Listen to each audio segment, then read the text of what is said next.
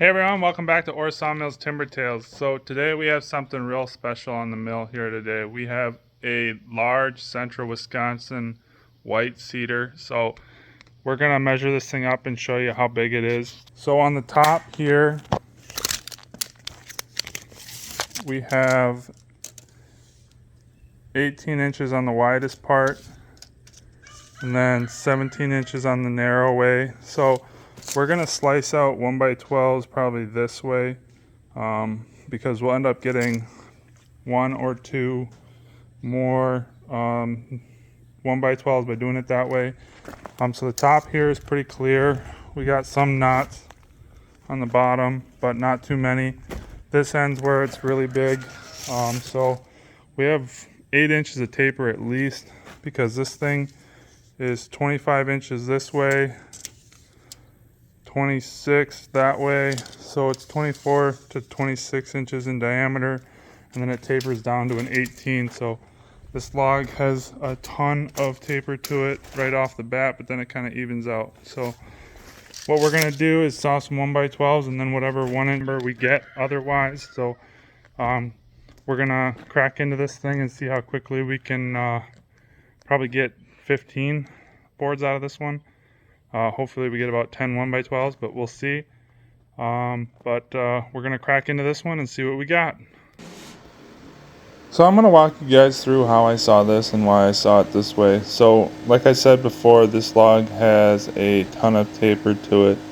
So the most important thing when you're starting off is to level it properly and also put the log where you want it. So here I'm checking that I want the narrowest part where I start cutting first, because I want to get my 1x12s or more 1x12s out of it. So it's hard to pick how much taper to take off right away when there's a ton of it, but you kind of want to center the pith roughly. So if there's 8 inches of taper, like I said, from the base to the top, you want to bring up your leveling boards about 4 inches. Does not have to be exact, but it needs to be close. Otherwise you're not going to yield what you want, and then you're going to be cutting yourself short on some of the lumber. So here I took off 2 pieces of wood already, and now we're back down to perfectly good clean lumber, and we're going to start getting wide boards right away. That's just one of the best ways to open it up. Otherwise you tend to waste too much. If you try to level and take a nice, raise it up 8 inches and take a clean cut, and then the other side of the log, you're going to be wasting a lot of lumber. It's better to have a few 6-foot boards than to have anything under 4 foot. So you want to center the pith just the same distance off the deck as if you put the head above the log and measured down, you could tell how far you were from the pith that way too. But I've been doing it long enough, you just eyeball it and you get close, and then you start making your cuts. Because if you spend all your time measuring, you're not making any money, because time is money and you gotta cut fast. So this board here and the one below it, I'm actually going to be setting off to the side, because I want these 4 signs that have a lot of nice knots, a lot of character.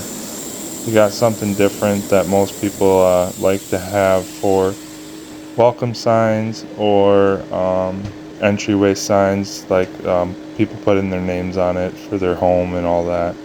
So I save a few of them off to the side when I get some nice wider ones with character. So here we're just basically getting the log set for the next cut. We gotta take all the boards that we cut and get them put away. So that goes into the slab wood rack. Then the ones that I think should make straight lumber go over by the edger. And so here we got the log set. I have the toe board up about 3.5, 4 inches, and we can cut almost instantly. The reason I don't pull these back as I go through the log is because there's that taper, and the head wouldn't grab the end of the board, and if the fingers go down that pull the boards back, they go down, and the board ends up underneath it, you'll actually wedge it and force the head upward, so it has to be able to grab the board from the end of the log and not somewhere like in the middle. So we've already got a couple 1x12s coming off this thing. It didn't take very long on the LT70 wide. This thing saws real quick. So when I'm working by myself, I like to make 4 or 5 cuts, stack up everything, then make 4 or 5 more cuts. Once I get the shed cleaned out the rest of the way, I will have the slab wood rack right behind me now in the frame, and then the lumber will be right next to that. That way I'm not walking like I am now, because I'm wasting time really when I should be sawing. So the edger is behind me for that reason as well. When I'm by myself, I can just pull the boards off, set them there, and then run them quickly. Otherwise you spend too much time walking back and forth. So that board there, I decided I wanted to make it a sign. This one will make a 1x8. So I choose whatever the boards are going to be best for. Like ones with tons of knots and all that, they're better character boards than they are lumber, because if they made them into lumber, they would be weak. So now that we got all those cut off, we flip it 180 degrees and we just slice down the cant. It's pretty simple.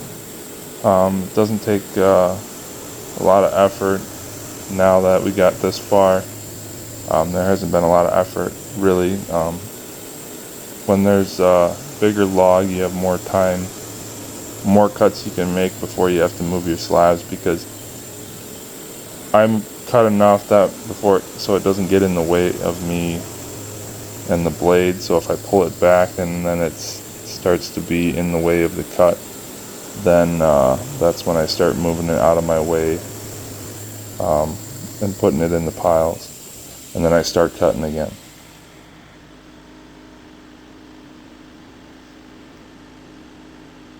So I do have this video sped up in 2x because I wanted you guys to see me sawing this log up, but I also didn't want to spend a whole ton of time. So this log took, in real time, it took 20 minutes to saw, just because I was videotaping and trying to get everything the way that you wanted.